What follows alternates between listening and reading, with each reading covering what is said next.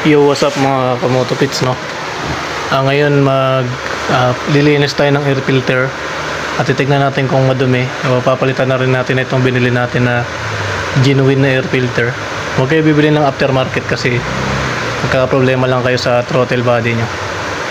Ang advice ko is genuine na lang. Hindi naman sila nagkakalayo ng presyo. I-sacrifice nyo na lang din para hindi kayo mapamahal.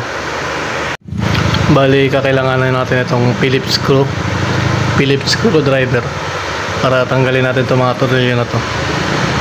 Ito yung yung bukasan ng air filter cover.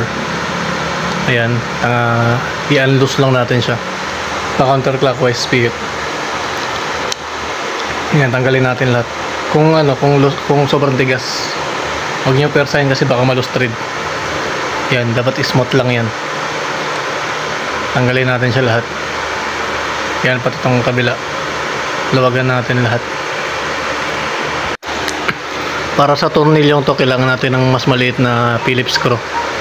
Yan, kasi mas maliit yung tornilyo dyan eh. Hindi siya matatanggal gamit yung malaki. Malolostrid lang. Bali, ang next natin tatanggalin dyan is yung baba. Yan. Kailangan natin dukutin yan. Bali, nakatago yung tornilyo na yan, no? Tagong-tago siya, hindi nyo siya makikita basta-basta kung hindi nyo alam. Ang next natin babaklasin ito, gamit tayo ng close wrench na 8. Size 8 yan. Sobrang tigas niyan. Ayan, persahin nyo lang siya. Pag sobrang tigas, lagyan nyo muna ng penetrating oil kasi babali yan. Machine shop lang kakalabasan nyo. Ayan, pihitin lang natin pa counterclockwise. Yan, kamay natin, wag na. Yung isa pa is yung ito, size 8 yan. Napakaliit niyan, pahirapan maghanap ng pambukas niyan. Hindi nyo pa siya dyan matatanggal, matigas pa yan. Bali, may isa pa tayo tatanggalin dito sa baba. Ayan, no? Itong cover na yan. At matanggal natin yan. Bali, tanggalin din natin tong isang screw dito na size 8. Gamitin lang natin yung close wrench.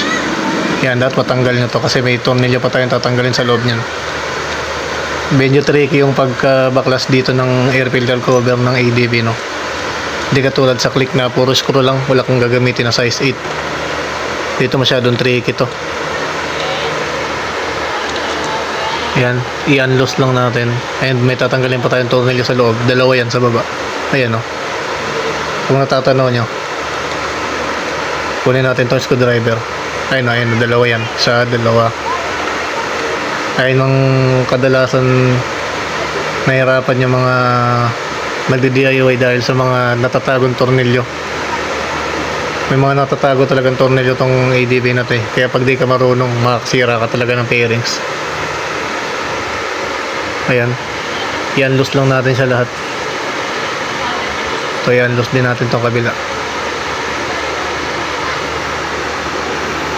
Kung napansin yung maalikabok na yung air filter cover nyo, sabunan nyo na, banlawan nyo o kaya i-washing nyo. Ayan, ginamitan ko ng sabon yan. Mas maganda kung gagamit kayo ng sponge. Mas tanggal talaga lahat ng buhangin, mga putik-putik yan sa singit-singit ng natin, breather natin. Ayan, gamitan nyo lang siya ng sabon. Ayan, banlawan nyo maigi para hindi babakot yung mga putik-putik. Pero kung malinis pa naman, kahit di nyo na gawin yan. Kaya ako, mas preferred ko gawin yan lagi. Ayan, malinis na. Ay, ito yung ipapalit natin na disposable. Yung unang nga pala natin air filter is washable. Ayan, ang pansin ko is hirap siya huminga. Kaya ipapalit ko tong disposable. Yung arangkada ko napipigil sa gitna. Ayan. Mas papalitan ko na itong disposable, and then ibabalik natin tong isang parts na ito na breather para sa throttle natin, throttle body. Ayan, ibalik na natin siya, guys. Ganito yung itsura ng tamang pagbalik nyan, guys, para di kayo maligaw. Bali, ito ibabalik na natin siya. Ngayon tamang posisyon nya, ilapat nyo maigi, guys, kasi papasok yung alikabok dyan pag di nyo nalapat maigi. dapat di siya mapasukan ng alikabok para hindi marumihan yung air filter natin ng mabilis. Yan, dapat ganyan yung paglagay sa ulo nyo ng maayos. Ayan, goods na yan, goods na. Balik na lang natin tong air filter cover natin. Ayan, i-lock lang natin, ibalik lang natin sa dating posisyon yung mga screw. Yan, yung mga mahaba dito yan sa side to side lang yung paghigpit para hindi ma-misalign yung cover, kasi may rubber yan eh. Pag dilapat yung rubber, papasukin yan ng tubig.